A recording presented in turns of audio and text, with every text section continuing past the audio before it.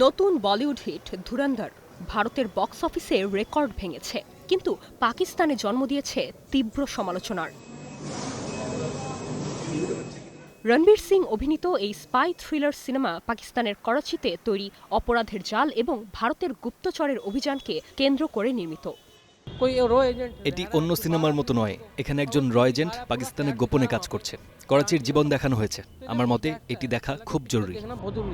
৩.৫ ঘন্টার এই সিনেমায় ১৯৯৯-এর প্লেন হাইজ্যাক, ২০০১-এর পার্লামেন্ট আক্রমণ, ২০০৮-এর মুম্বাই হামলার মতো ইতিহাসকেও গল্পের সঙ্গে মিলিয়ে দেখানো হয়েছে। জাতীয়তাবাদী সিনেমা সাধারণত ভারতে ভালো ব্যবসা করে।